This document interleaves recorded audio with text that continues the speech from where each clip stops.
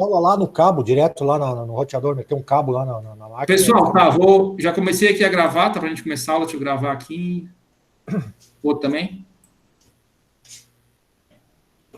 Que agora a gente está usando uma outra ferramenta para gravar, além do Google Meet, tá, porque não sei até quando o Google Meet vai estar liberado para a gente usar aí. Tá dando eco, pessoal, na minha voz? Não, aqui para mim tá legal. Pessoal, só peço que vocês desliguem os microfones, todo mundo, tá? Desde da eco de vocês. Desliguem também, Luan, o teu. Aí, quando quiser falar, vocês podem abrir e... Aí. Tá bom agora o áudio? Beleza. Ah, show de bola. Pessoal, então, boa noite a todos. Vamos aqui olhar o nosso plano de ensino, tá? Da nossa disciplina. Como eu falei, o nome da disciplina é Programação de Script. Uma disciplina de 60 horas a carga horária. Ela está no 4º semestre do curso de redes de computadores, né? E vai ser agora, então, lecionada no 2º semestre de 2020. A gente ainda está com atividades de ensino remoto, então, a princípio, vai ser uma disciplina online, no mínimo, até o final do ano. No ano que vem, no início do ano que vem, até março, a gente vai terminar o semestre, né? Só que a gente não sabe se daí no ano que vem vai ser presencial ou online, tá? Mas até o final do ano, dificilmente vai voltar presencial. Qual é a ementa da disciplina, tá? São interpretadores de comando, formas de invocação, linguagens de comandos, variáveis, expressões e funções, que é a mesma ideia que vocês já viram na programação 1 e 2, expressões regulares, saídas, controle de jobs e prática em programação de script. Então, eu vou separar aqui a disciplina em 3 unidades, tá? Como eu falei, essa disciplina é a primeira vez que está sendo lecionada, então eu tentei separar da melhor forma possível, tá? Então, na unidade 1, a gente vai ver interpretadores de comando, formas de invocação e linguagem de comandos. Na unidade 2, variáveis, expressões e funções, expressões regulares e saídas. E na unidade 3, controle de jobs e prática em programação de script, tá? A avaliação da disciplina vai ser 3 avaliações, daí vai ser outro trabalho, ou de repente uma prova escrita e 2 trabalhos, enfim, trabalhos práticos, tá? Mas vão ser 3 notas. Então, cada unidade a gente vai fazer uma avaliação em relação à unidade. Então, soma as 3 notas, divide por 3, tem que dar 6 ou mais, tá? Isso não tem nada de novo, ok? Então, as unidades aqui, mais ou menos, elas vão ter a mesma carga horária, vai ser 5 aulas por unidade, depois uma avaliação, 5 aulas de avaliação, e mais 5 aulas de outra avaliação, para totalizar aí os 18 encontros, tá? A princípio, essa que é a ideia. E o atendimento, agora, no momento em que a gente está em atividades online, continua por e-mail ou WhatsApp aí no grupo que a gente já conversa diariamente, tá? O plano de ensino eu já coloquei lá no Siga. Agora só vou trocar aqui a apresentação para botar no slide.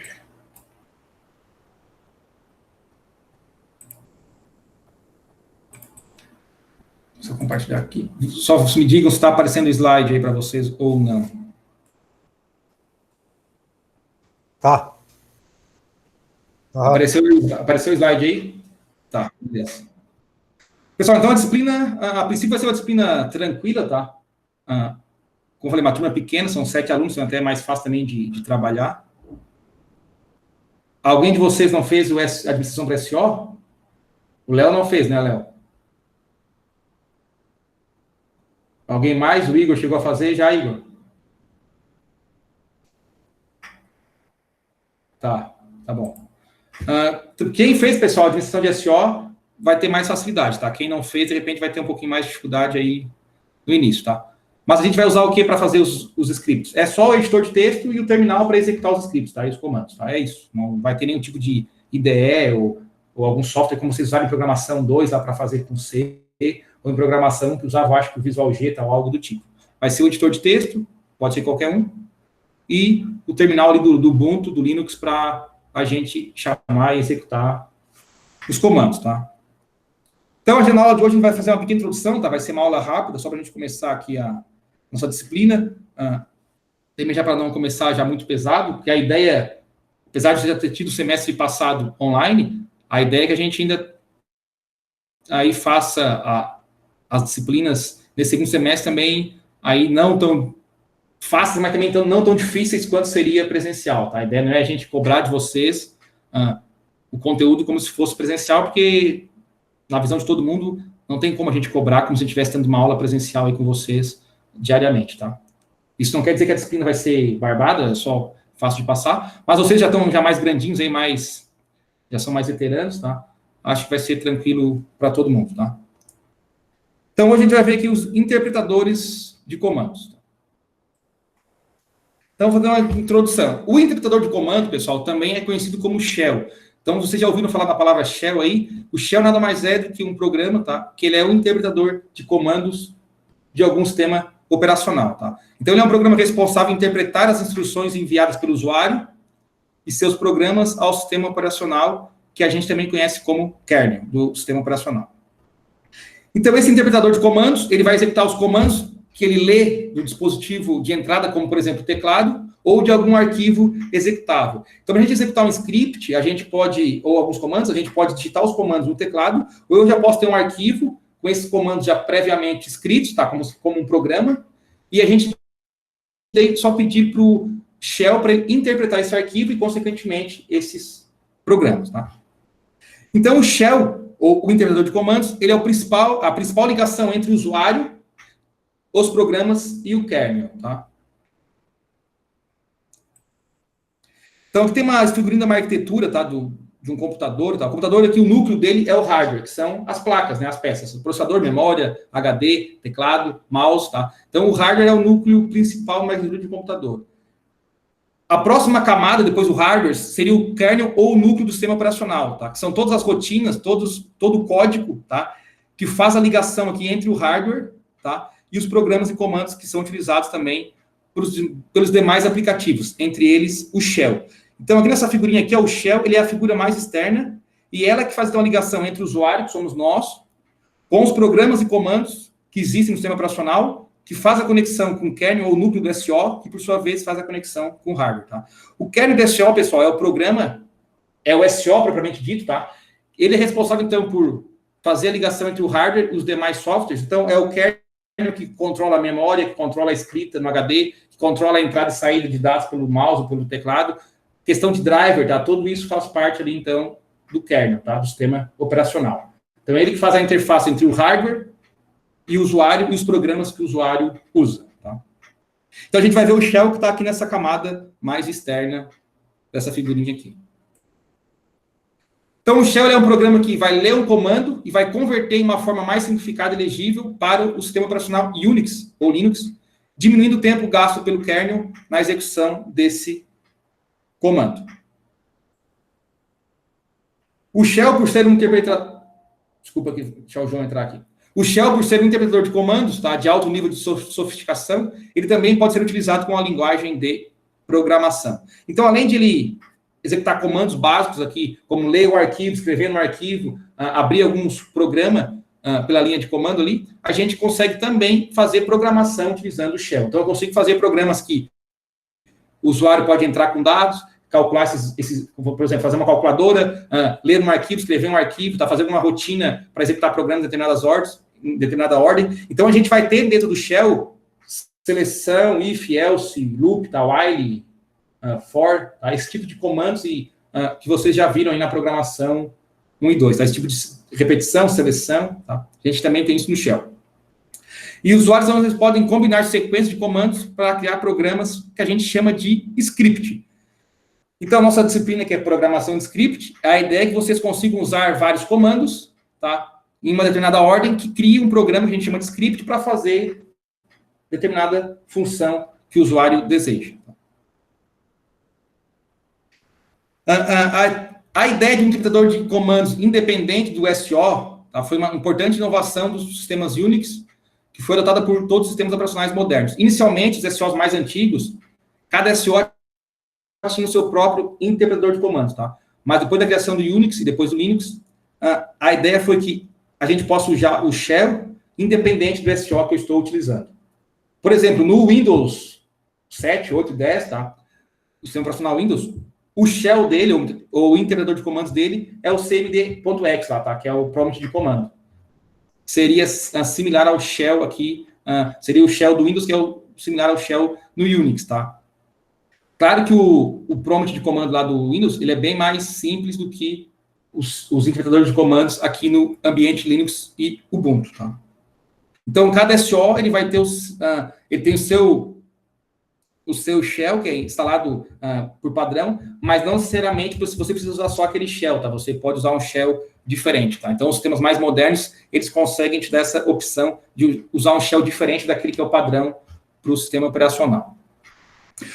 O shell também possui instruções internas, a gente chama do inglês de built-ins, que o torna uma poderosa linguagem de programação. Então, são funções já pré-definidas no próprio shell, tá? Que nos permite, então, fazer uma programação mais poderosa com essa ferramenta. E um programa shell, que a gente também chama de script, então é utilizado para construir aplicações utilizando chamadas do sistema, como de entrada e saída, ferramentas, utilitários e binários compilados, tá? Então, na verdade, com o shell a gente consegue fazer praticamente tudo que a gente conseguiria fazer usando outra linguagem aí, em relação ao sistema operacional, tá? Algumas tarefas aí do shell que que ele executa, né, em cada execução de comando. A primeira tarefa, ele vai examinar a linha de comando recebida, para verificar os caracteres daquela linha. Depois vai verificar qual o tipo de comando. Depois vai fazer as atribuições do comando, que é quando a gente utiliza o sinal de igual, né, assim como no C, no Java, enfim, qualquer linguagem de programação a gente usa o igual para fazer uma atribuição de um valor a uma variável, ou passando algum argumento. Resolução de redirecionamentos, quando tem que redirecionar algum comando. Substituir as variáveis por valores dessas variáveis, né? Que, no final das contas, uma variável ela vai receber um valor quando for executada.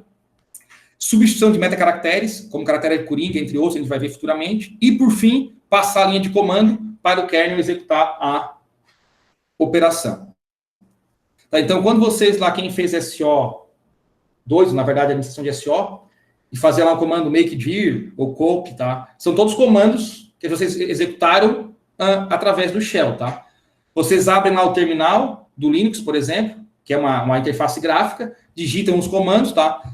Então, o terminal, na verdade, é só uma janela gráfica para vocês digitarem os comandos, mas quem executa esses comandos, na verdade, é o shell, tá? Então, cada comando que vocês dão lá no terminal, vocês dão um enter, isso, na verdade, é passado para o shell, e ele que vai executar. Então, quando o usuário coloca lá makedir Guilherme, ele vai fazer o quê? Ele vai dar um comando para o sistema operacional, criar um diretório chamado Guilherme na pasta corrente que eu estou, tá? E quem faz essa criação, quem faz essa passagem de informação para o kernel, tá? Para o SO fazer essa criação do diretório, é o shell.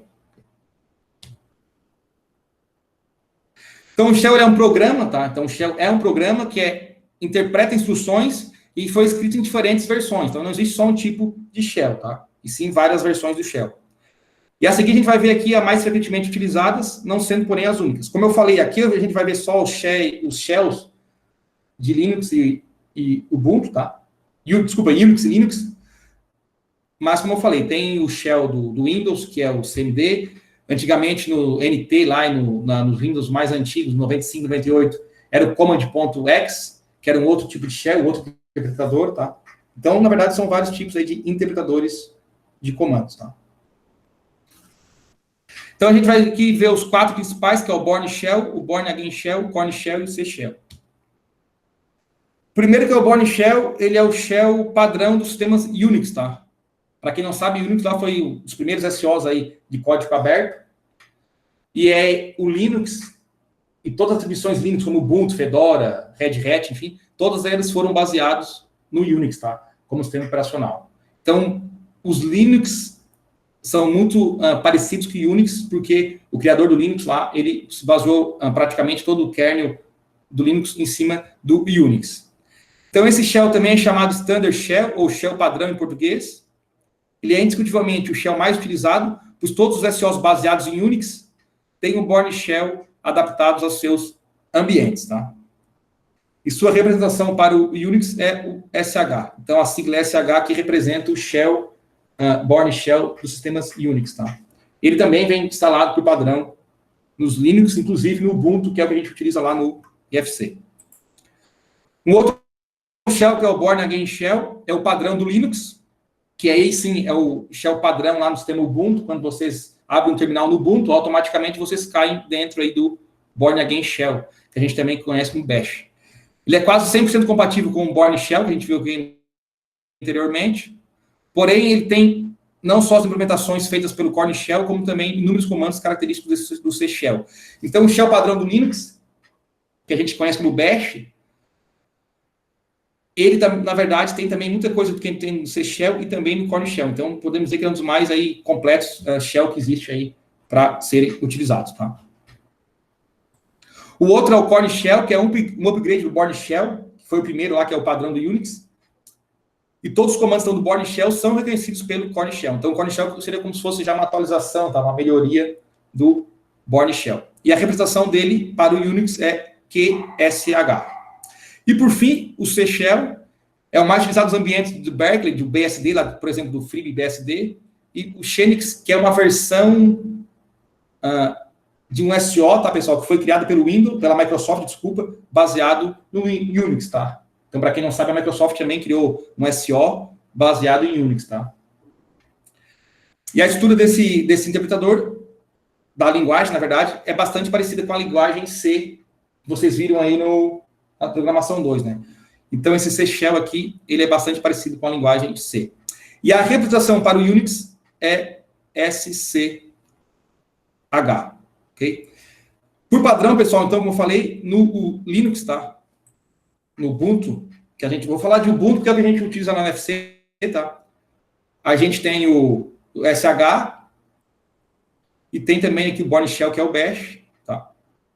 E tem o CSH, tá? Mas claro, a gente pode instalar o QSH e outros interpretadores. Como eu falei, a ideia é que o SO, ele tem o seu shell padrão, mas que a gente consiga utilizar outros shells no SO.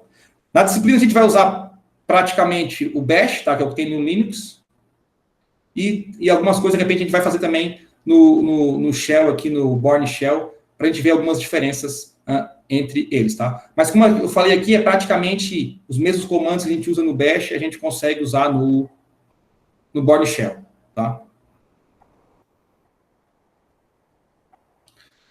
Pessoal, hoje, como eu falei, era só mais uma introdução sobre os interpretadores de comando. Na aula que vem, a gente vai falar mais um pouco sobre interpretadores, e já provavelmente vamos começar a ver já alguns comandos aí para a gente relembrar ou iniciar a parte prática da disciplina.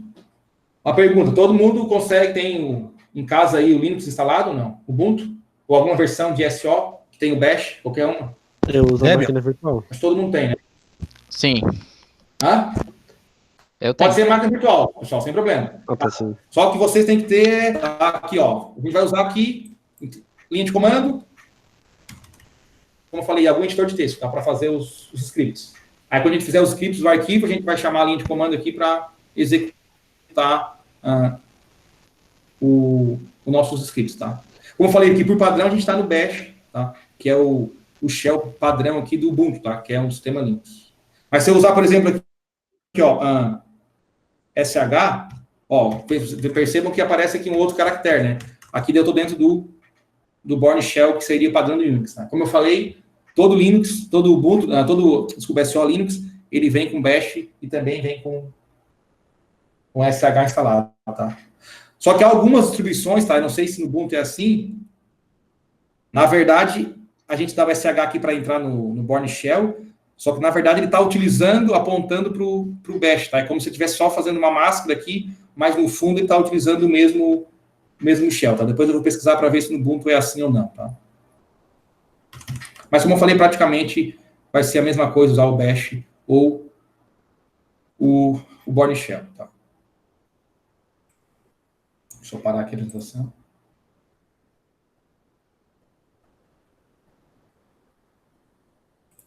Tá, beleza. Pessoal, só vou desligar aqui o vídeo e depois a gente pode conversar um pouco mais.